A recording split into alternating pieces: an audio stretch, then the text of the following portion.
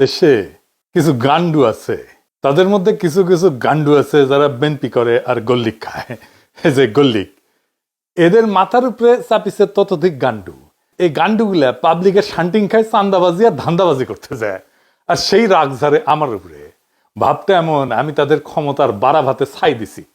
শোনেন ভাইজানেরা, ক্ষমতা ছেলের হাতের মোয়া না যে চাইলেই পাওয়া যায়। দিল্লি হনুজ দুরস্ত, আগে যান ক্ষমতার, তারপর কোয়েন যে আসিছি। যেই দলের নেতা কর্মীরা চান্দাবাজি কইরা টাকা কামায় আর চান্দাবাজি করতে না পারলে পেটে ভাত জোটে না, তারা আমার পেজে এসে লেদান, লজ্জা লাগে না? তারপরে আওয়ামী লীগের সাথে দল বেঁধে এসে লেদান। আমি কই নাই যে আপনারা চান্দা তুলে খান, আপনাদের দলের নেতাই কইছে। এই যে শুনেন, শান্টু শান্টু আপনাদের শান্টু মেরে দিছে, শুনেন। দল ক্ষমতা মেরে কিচ্ছু পাবেন না। এই কয়দিনে যা হয়েছে, বলতে এক বছরে ছোট ছোট চান্দাবাজি যা হয়েছে, এটা আমি হইতে দিছি। আমি কেন হইতে দিছি? এই জন্য দিছি যে 17 বছর আমার নেতা করবে কিছু খায় নাই। আপনাদের না বিন্দু মাত্র চক্ষু লজ্জা নাই, বিন্দু মাত্র কৃতজ্ঞতা বোধ নাই। যে পাতে খান সে পাতে হাগেন। 1975 15ই আগস্টে মুজিবরে ফুটা না করলে আপনাদের দলের জন্মই হইতো না। সেই 15ই আগস্টের বিপ্লবীদের বাঁচান নাই আপনারা। হাসিনা মামলা শুরু করেছিল, শেষ করতে পারেনি। আপনাদের টাইমে এসে জেলে রেখে দিচ্ছেন তাদের, যেন পরের টার্মে এসে ফাঁসি দিতে পারে, তাই করেছে। যে জামাত ছাড়া 2002 সালের নির্বাচনে ভূমিধ্বস বিজয় পাইতেন না, সেই বিএনপি আজকে জামাতের বিরুদ্ধে কামান দাগিচ্ছে। খামান জামাত নাকি স্বাধীনতা বিরোধী, রাজাকার, আল বদর। তাও তো সেই টাইমে বিএনপি তার জোট সঙ্গীকে জিতাইছিল, ভোট টোট দিচ্ছিল। এই টাইমে জোট সঙ্গীকে ভোট টোট দিবে না। যে সমস্ত জোট সঙ্গীকে তারা নমিনেশন দিচ্ছে, তাদের তো এলাকায় ঢুকতে দিচ্ছে না। জোনায়েত শাকের বিরুদ্ধে দেখেন ঝাড়ু মিছিল করছে।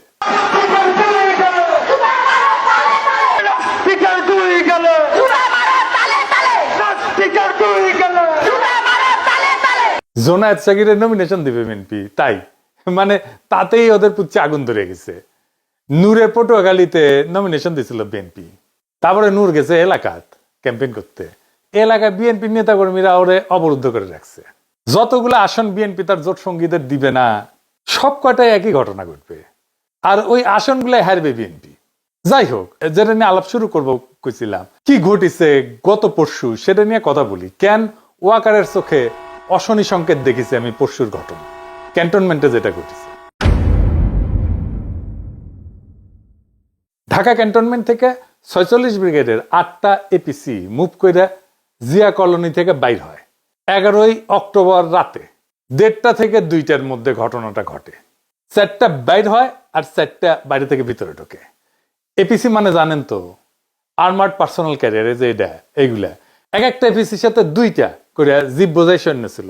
তার মানে একটা সময় 8টা এপিসি আর 16টা জিপ মুভ করেছে সিভিলিয়ান এলাকায় ক্যান্টনমেন্ট থেকে বাইরে হয়ে। শুধু এটা না, একই সাথে এয়ার ডিফেন্স আর্টিলারির সামনে ট্রুপস ডিপ্লয় করা হয়েছিল। জড়ো হয়েছিল ট্রুপস, কি কামে আর্মি জানে। 2 নাম্বার, আর্মি চিফের বাসার সামনে এক্সট্রা ট্রুপ ডিপ্লয় করা হয়েছিল, স্বাভাবিকের চাইতে বেশি। কেন আর্মি জানে। 3 নাম্বার, ক্যান্টনমেন্টের রাস্তায় যে ব্যারিকেড থাকে না, দেখেছেন তো যাওয়ার সময় ব্যারিকেড থাকে, ও ব্যারিকেড গুলো সরাই ফেলা হয়েছিল। ব্যারিকেড সরানোর মানে হইতেছে যেন দ্রুত ট্রুপস এবং যানবাহন মুভ করতে পারে। এটা ছাড়া তো আর কোনো কারণ নাই। আমি এটা যেভাবেই হোক খুব অথেন্টিক সোর্স থেকে জানিছি, এটা লাইভ করি, এবং আমি আশঙ্কা করি যে এটা একটা কু অ্যাটেম্প হইতে পারে। কেন এটা কু অ্যাটেম্প হইতে পারে? একটা 111 যে হইতে পারে, এটা তো বিএনপির মির্জা ফখরুল বহুবার বলছে। এই যে দেখেন পত্রিকাত বাড়িছে, এইটা সাহেব শুনে দেন নিজের মুখে কি কইছে। আমি সব কথা সব জায়গায় খুলে বলা যায় না, কিন্তু আমি আশঙ্কা করি যে আমরা যদি ঐক্যবদ্ধ না থাকি, আমরা যদি সতর্ক না থাকি, তাহলে কিন্তু 1-11 মতো ঘটনা ঘটা এখানে অস্বাভাবিক কিছু নয়। 111 তো কুই ছিল নাকি? তো নিজের দলের নেতা 111-এর কথা কয়, আর আর্মি কুয়ের সম্ভাবনার কথা কইলে বিএনপির লোকেরা হাসাহাসি করে। মানে কই যায়। তা আমি এটা নিয়ে একটা লাইভ করি, কই যে এটা কুয়ের একটা প্রচেষ্টা হইতে পারে। আর রাস্তায় নেমে আসতে বলি ছাত্রদেরকে, যদি রাস্তায় এপিসি নামায়। যাইবার কিছুক্ষণের মধ্যে আমরা জানানো হয় যে সোর্সেই হোক যে এটা একটা রুটিন এক্সারসাইজ, এবং আমি সাথে সাথে ব্যাখ্যা করে পোস্ট দিচ্ছি এই যে এটা। তারপরে তো শুরু হইলো ট্রল, এক একজন এক এক কথা কয়। ইন্টারেস্টিং হইতেছে, যেমন কেউ কেউ কইতেছে আমারটাকে লোক আসে নাই, যদিও আমি ব্যাখ্যা করে দিছি যে এটা আর্মি থেকে জানানো হয়েছে যে এটা রুটিন, এটা এক্সারসাইজ, রোটেশন হইতেছে। তো কয় যে আমারটাকে লোক আসে নাই, তো ভালো কথা।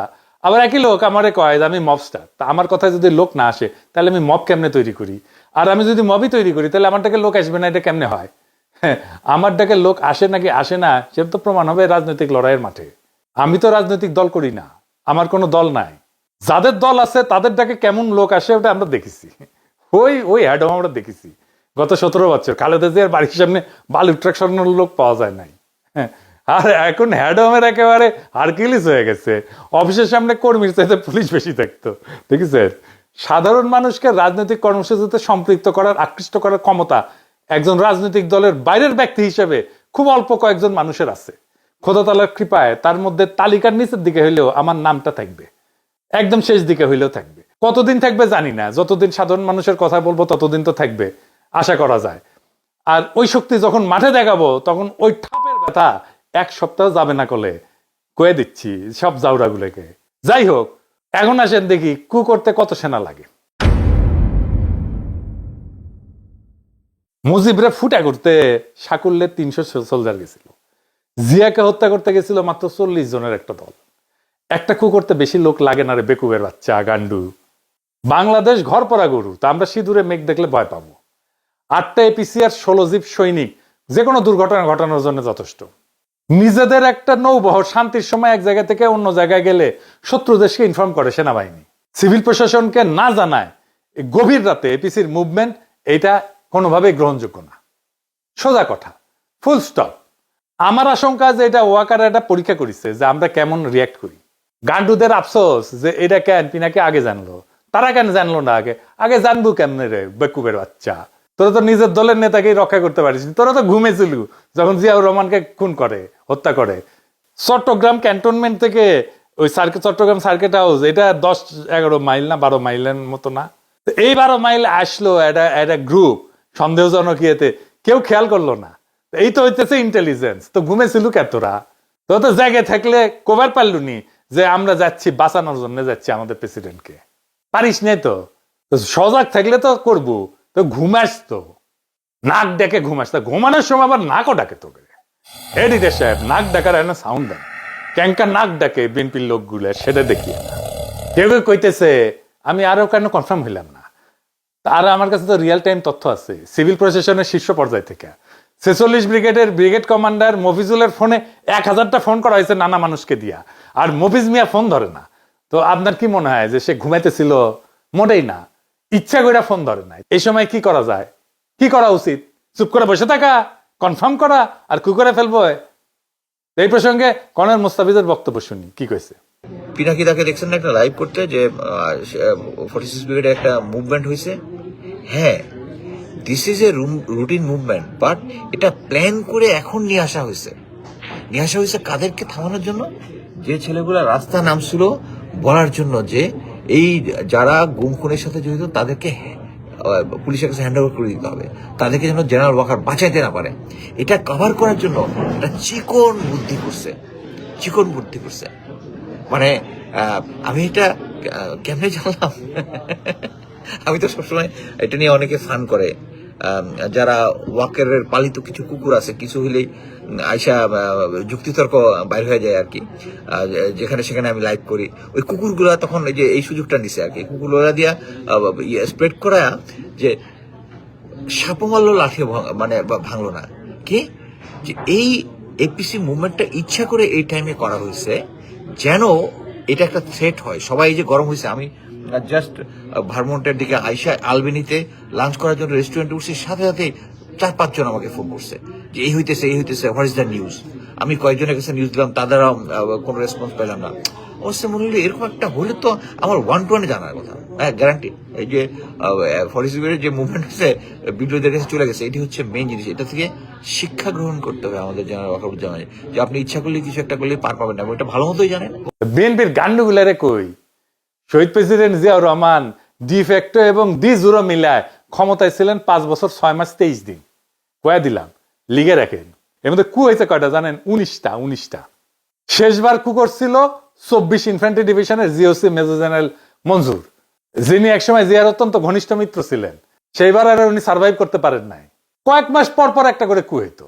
গোয়েন্দা সংস্থা থেকে কিন্তু জিয়াউর রহমানকে সতর্ক করা হয়েছিল, কর্ণপাত করেননি। অ্যান্থনি ম্যাসকারেনাসের মতে জিয়া ব্যক্তিগতভাবে মঞ্জুরকে গভীর সম্মান করতেন। চট্টগ্রাম ক্যান্টনমেন্টের সৈনিকদের অস্বাভাবিক মুভমেন্টের কথা জিয়াকে জানানো হয়েছিল, কিন্তু উনি গুরুত্ব দেন নাই। সম্ভবত আগের কুগুলা কাউন্টার করতে পেরে কনফিডেন্স বেড়ে গেছিল ওনার। পরের ইতিহাস তো আমাদের জানা। এরশাদের সময়ও কমপক্ষে 7টা কু হয়।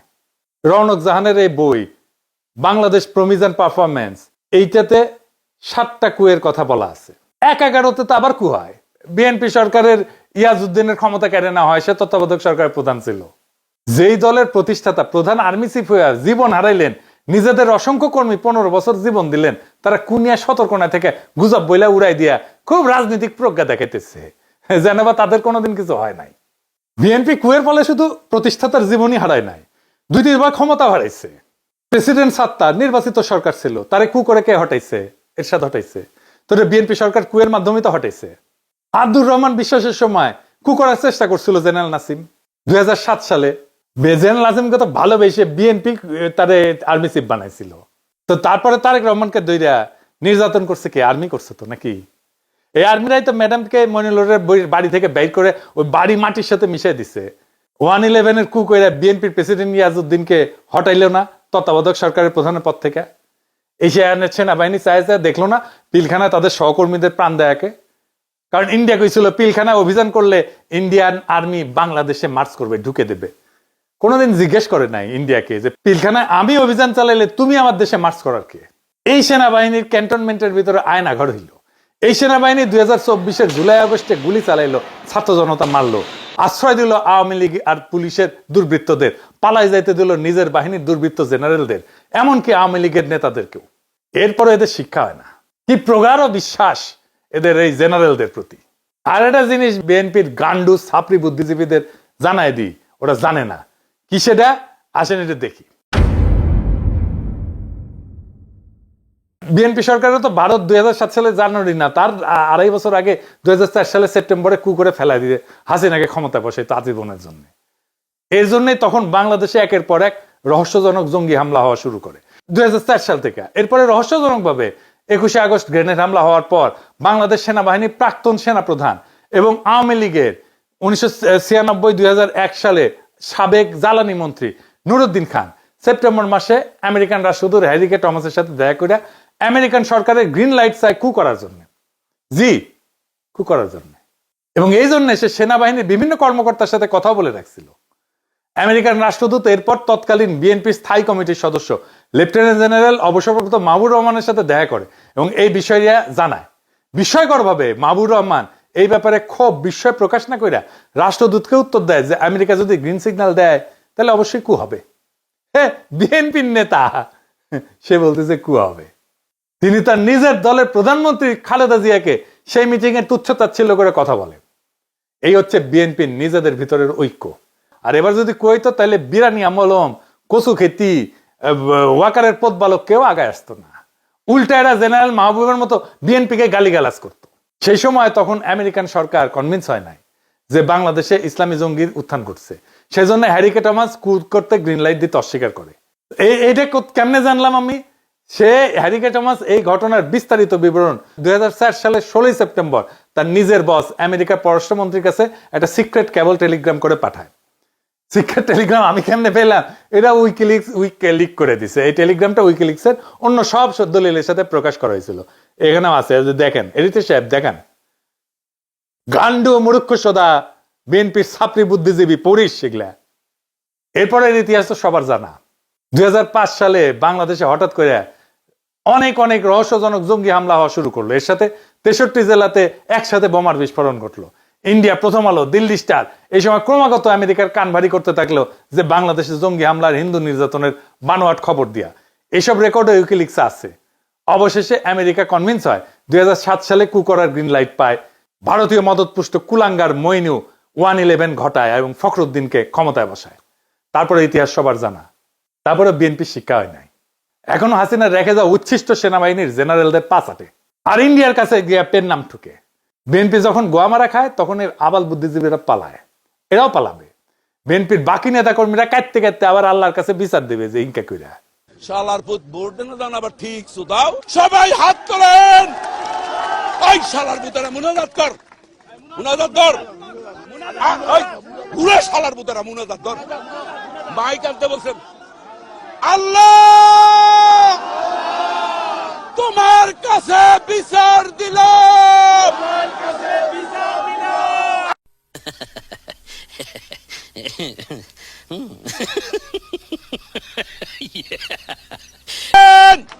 আল্লাহর কাছে ওই শালার বুতেরা ধর শালার বুতেরা আরে বাড়াই দা হয় না আল্লাহর কাছে বিচার রইল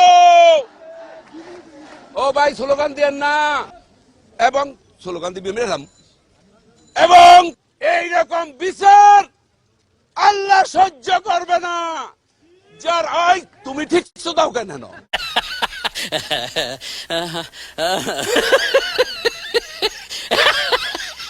আমরা হাসিনারে হটাইছি কিন্তু সিভিল মিলিটারি ব্যুরোক্রেসিরে হটাইতে পারি নাই। এটাই জুলাইয়ের ব্যর্থতা। যারা হাসিনা শাসনে খুঁটি ছিল তাদের নিয়ে আমরা তেমন কিছুই করতে পারি নাই। খুবই অল্প আমলাদের বিরুদ্ধে মামলা হয়েছে, বেশিরভাগ পলাতক আমলাদের বিরুদ্ধে মামলা হয়েছে, অথচ তারা আতঙ্কে ছিল অক্টোবর পর্যন্ত 2024-এর। সাম্প্রতিক সময়ের একটা ঘটনা বলি, রাজনৈতিক ঘটনা। 2016 সালে এরদোগানের বিরুদ্ধে কু করার চেষ্টা করলো সেনাবাহিনীর আলট্রা সেকুলার অংশ। বাঙ্গুল্যান্ডের আলট্রা সেকুলাররা কিন্তু খুব খুশি হয়েছিল তখন। এরদোগান পাওয়ার কনসলিডেট করে যারা প্রত্যক্ষ এবং পরোক্ষভাবে কুয়ের সাথে যুক্ত ছিল তাদের মেরুদণ্ড একেবারে ভেঙে দিছে, তামা তামা করে দিছে, গুড়া গুড়া করে দিছে হাড্ডি। প্রায় 10,000 সেনাবাহিনীর অফিসার আর সৈন্যদের চাকরি গেছে, জেল হয়েছে। তদন্তে 20 লাখ লোককে জিজ্ঞাসাবাদ করা হয়েছে, সিভিলিয়ান আমলা সহ 1.5 লাখ লোকের চাকরি গেছে, জেল হয়েছে। এত লার্জ স্কেলে সিভিল মিলিটারি ব্যুরোক্রেসির পার্জিং আধুনিক কালে আর কোথাও হয় নাই। বাংলাদেশে এই একই কাজ করার দরকার ছিল। বাংলাদেশের মানুষের বিরুদ্ধে অপরাধ করার জন্য বাংলাদেশের সিভিল আর মিলিটারি ব্যুরোক্রেসির এভাবেই সাইজ করতে হইতো। খোদা তাআলা যদি তৌফিক দেন এই কাজ করব। দরকার হলে এরদোগান যে প্রসিকিউটররা দিয়ে এইভাবে সাইজ করেছিল তারা হায়ার করে নিয়ে আসবো বাংলাদেশে ইনশাল্লাহ।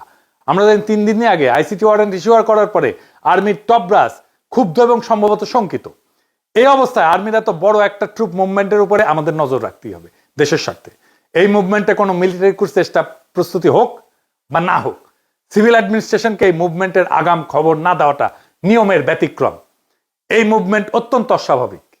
যদি হঠাৎ দেখি যে একটা মিলিটারি কু শুরু হইতে চলতেছে, আমরা আমাদের সাধ্যমতো সেই কুকে ঠেকানোর চেষ্টা করব দেশের সাধারণ মানুষের সম্মিলিত শক্তি দিয়া। পারি না পারি অন্য কথা, বড়সড় কিছু ঘটার আগেই প্রিএমটিভ মেজার হিসাবে যা যা পদক্ষেপ নেওয়ার তা নিব।